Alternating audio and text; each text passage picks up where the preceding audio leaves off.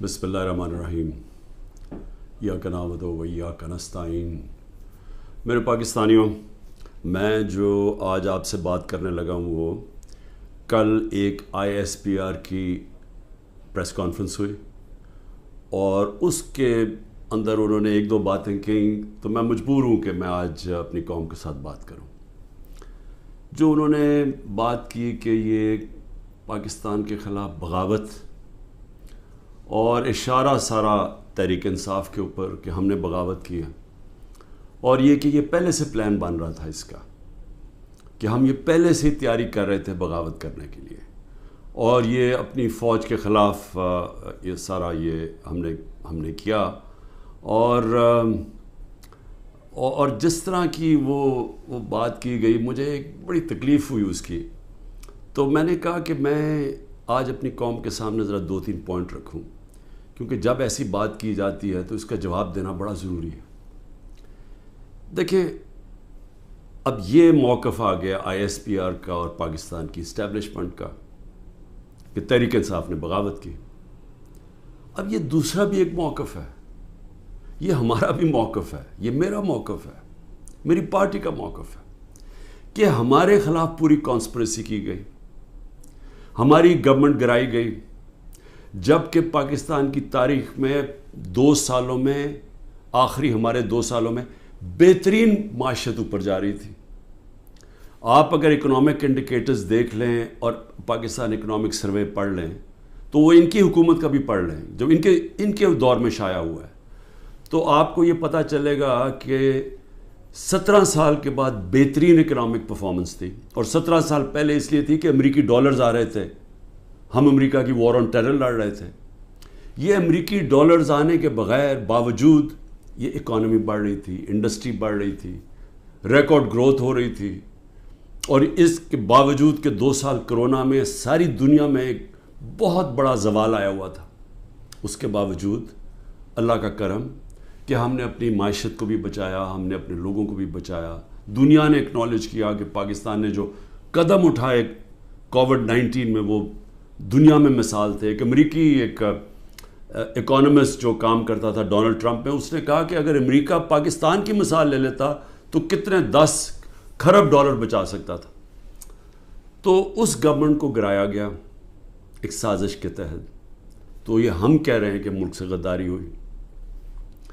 اس کے بعد 25 مئی کو ہمارے ساتھ جو ہوا، کسی پولیٹیکل پارٹی سے ایسا نہیں ہوا کہ وہ لانگ مارچ کر رہی ہے اور 2 دن پہلے گھروں میں گھس کے اٹھائے جا رہے ہیں لوگ، کتنے ہزار گھروں میں پولیس گھسی رات کے صبح کے 3 بجے۔ یہ پہلی دفعہ کسی پارٹی سے ایسے ہوا۔ 3 لانگ مارچز میرے خلاف ہوئی، بتائیں ایک بھی FIR کٹی؟ ایک دفعہ ہم نے کسی کو روکا؟ کسی کے اوپر ٹیئر گیسنگ ہوئی؟ اور ہمارے اوپر پورا ایک اٹیک آیا، ہمارے بنیادی حقوق فنڈامنٹل رائٹس کی وائلیشنز ہوئی، اور ہمارے اوپر ہی پرچے کٹ گئے۔ میں نے تب 26 کی صبح کو اپنے دھرنا کال آف کیا، کیونکہ مجھے پتا تھا انتشار کی طرف جا رہا ہے۔ جو پارٹی الیکشن چاہتی ہے وہ انتشار تو نہیں چاہتی۔ تو اس کے بعد ہمارے اوپر یہ نہیں ہوا کہ سستیاں کم ہوئیں۔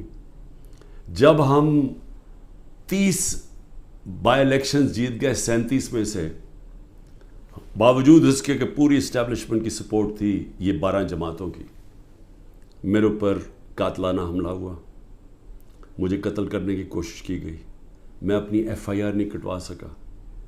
یہ بھی سازش تھی، کیونکہ وہ طاقتور لوگ بیٹھے ہوئے تھے، میں کچھ نہیں کر سکا۔ پھر جو JIT بنی پنجاب کی ہماری گورنمنٹ تھی، اس نے جو چیزیں سامنے لے کے آئیں، جب وہ چیزیں سامنے آ رہی تھیں کہ 3 شوٹر تھے ایک کی بجائے، وہ JIT کو سیبوٹاج کیا طاقتور لوگوں نے۔ سازش تھی، کیوں نہیں ان JIT کو چلنے دیا۔ اس کے بعد ہمارے اوپر میرے گھر پہ حملہ ہوتا ہے۔ ہم ایشورٹی بانڈ جب دے رہا تھا میں کہ جناب میں وہاں 18 مارچ کو اسلام آباد کے جوڈیشل کمپلیکس میں جاؤں گا، کوئی قانونی جواز نہیں تھا میرے گھر پہ، 24 گھنٹے حملہ کیا، اور وہ ایشورٹی بانڈ بھی نہ لے پولیس، کیونکہ انہوں نے مجھے اغوا کرنا تھا یہاں سے۔ یہاں لوگوں کو زخمی ہوئے، سارا دن گھر اندر بیٹھ نہ سکے، 24 گھنٹے ٹیئر گیس کمروں کے اندر. کبھی کسی لیڈر سے ایسے نہیں ہوا. 18 مارچ کو پھر میرے اوپر ایک قاتلانہ حملہ ہوتا ہے. اللہ کا کرم ہے کہ میں بچ جاتا ہوں. سارا وہاں اوپر ISI نے اس کو ٹیک اوور کیا ہوا تھا، جو جوڈیشل کمپلیکس ہے. CCTV کیمرہ انہوں نے بند کر دیے. پوری تیاری تھی کہ عمران خان کو قتل کرنا تھا وہاں. وہ اللہ نے ایسا کرم کیا کہ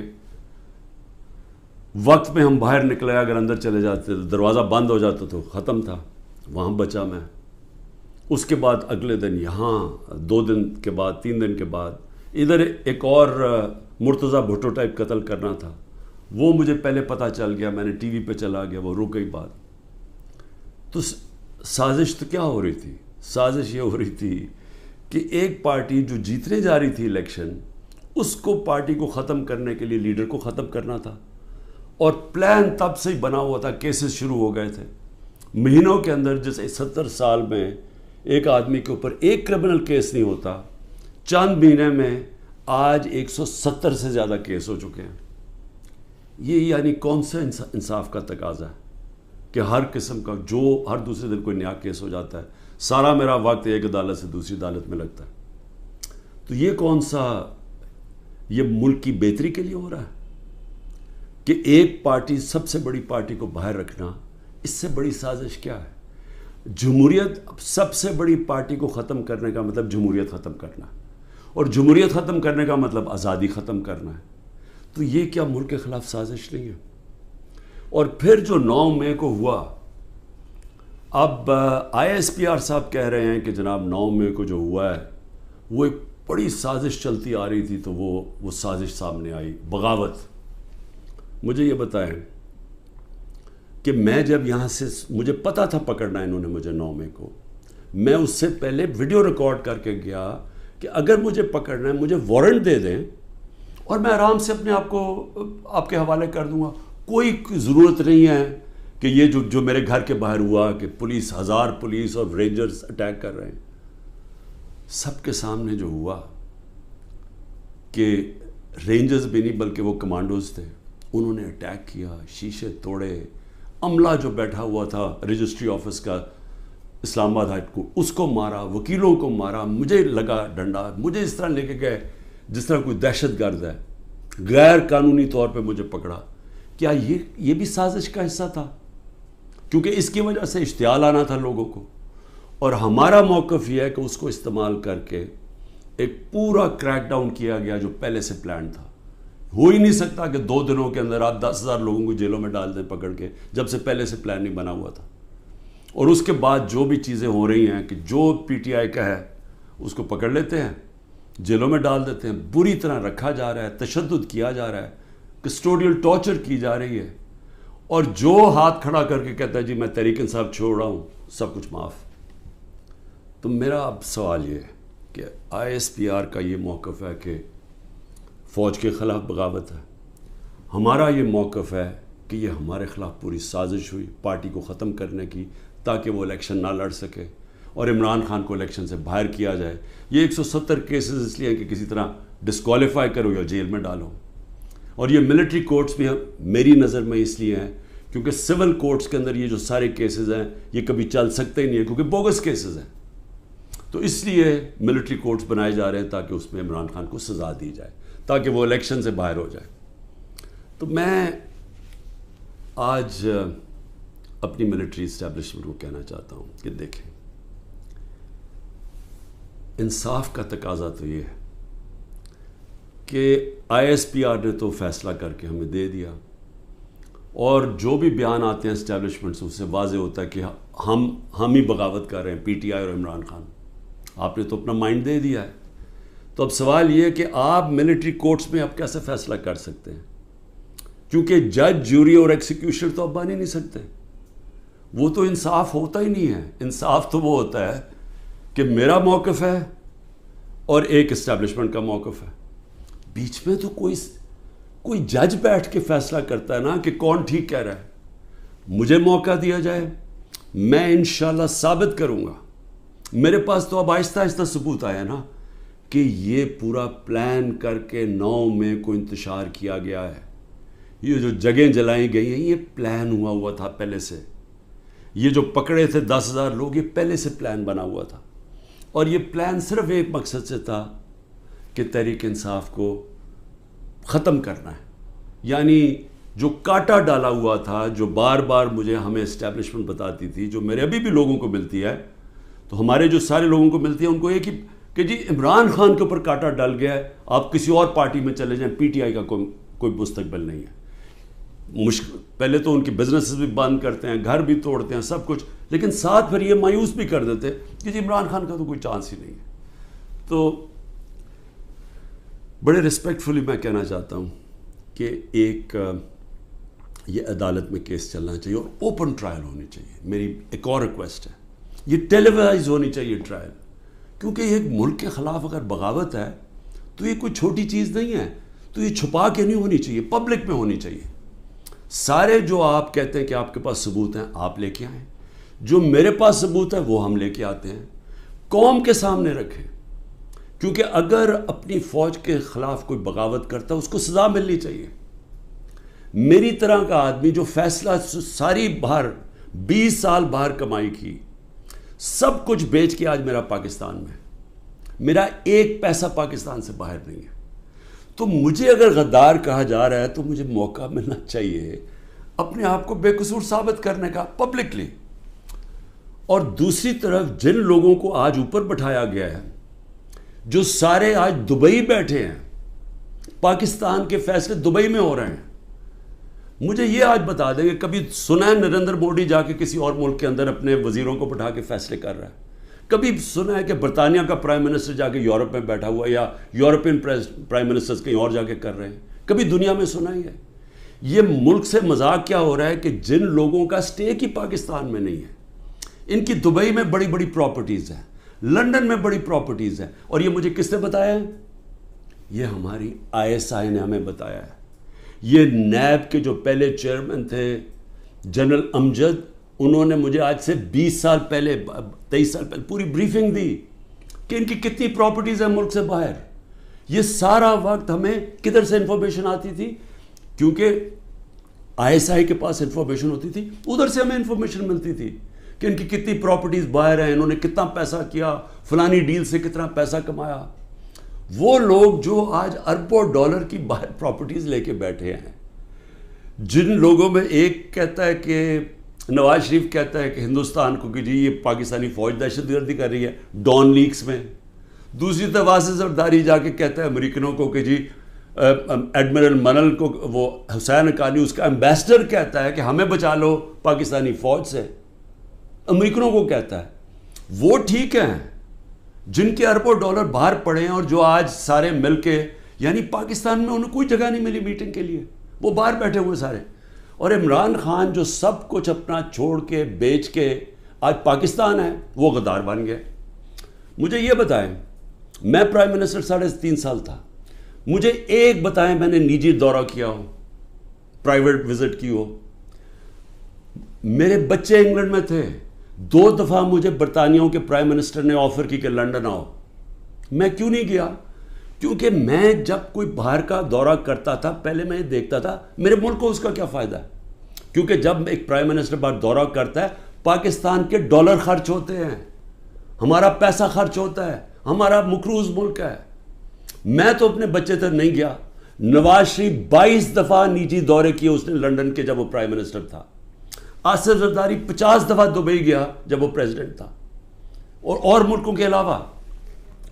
تو آج مجھے تکلیف یہ ہے کہ یہ جو لوگ اوپر مسلط کیے ہیں، جو دبئی بیٹھ کے پاکستان کے فیصلے کر رہے ہیں، یہ محب وطن ہیں، اور میں اور میری جماعت ان کو غدار کہا جا رہا ہے. اس لیے اس کی اوپن ٹرائل کریں. یہ بیٹھے اس کو ٹی وی کے اوپر یہ ٹرائل آئے، مجھے موقع ملے بتانے کا قوم کو کہ ہمارے سے ہوا کیا کیا ہے، میرے سے کس طرح غداری کی گئی ہے، کس طرح میرے سے جھوٹ بولے گئے ہیں، کس طرح کمر میں چاقو مارا گیا ہے، اور آج پاکستان کو گھٹنے پہ پہنچا دیا ہے. آج ہم معاشی طور پہ بھی اس جگہ پہ پہنچ گئے ہیں کہ نریندر مودی کہتا ہے کہ اس کو پاکستان کو چھوڑ دو، یہ اپنے بوجھ میں ہی کر رہا ہے. آج یہ سٹیٹمنٹ آئی ہے, 14 مہینے پہلے اس طرح کی کسی کوئی سٹیٹمنٹ آئی تھی؟ ذرا صرف دیکھ لیں کہ پاکستان کا وقار کدھر تھا اور آج کدھر ہے پاکستان. جتنی انہوں نے خدمت کی امریکہ کی, یہ فورن منسٹر نے اچھی اچھی انگریزی بول کے اور پتہ نہیں اربوں روپے کے دورے کر کے, اور اوپر سے شہباز شریف سارا وقت دورے کر رہا ہے باہر.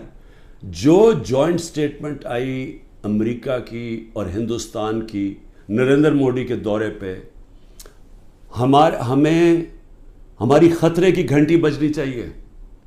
کبھی بائی لیٹرل میٹنگ میں وہ تیسرے ملک کو برا بھلا نہیں کہتے. انہوں نے نام لے کے کہا کہ پاکستانی دہشت گردی کر رہا ہے. مطلب یہ کہ کشمیر کی جو ساری وہ جو بیچاروں اتنی دیر سے اپنی آزادی کی جنگ لڑ رہے ہیں, وہ پاکستان دہشت گردی کر کے لڑ رہا ہے, وہ آزادی کی جنگ نہیں ہے. یہ اتنا برا ہمارے اوپر انہوں نے, جو اب میں کیا کہوں کہ جس طرح کا انہوں نے پاکستان کے اوپر تماچا مارا ہے, اور یہاں سے کوئی جواب نہیں آئے گا کیونکہ ان کے پیسے باہر پڑے ہیں اور ان کو پتہ ہے ان کے پیسے باہر پڑے ہیں, یہ کبھی نہیں بولیں گے. لیکن مجھے اس سے زیادہ خطرہ ہے, اور میں اس لیے بھی اپنی اسٹیبلشمنٹ کو پیغام دینا چاہتا ہوں کہ دیکھیں, میں ایک تاریخ کا طالب علم ہوں. یہ جو انڈیا کا اور اب امریکہ کا جو جوائنٹ ڈیکلریشن آئی ہے اور جو سمجھوتا ہوا ہے ڈیفنس میں, نیوکلیئر میں, آرٹیفیشل انٹیلیجنس ٹیکنالوجی میں, یہ اب پاکستان میں بہت آگے ہمارے معاشی حالات بالکل ہی جدھر پہنچ گئے ہیں. اس سے ایک امبیلنس پیدا ہو گیا ہے.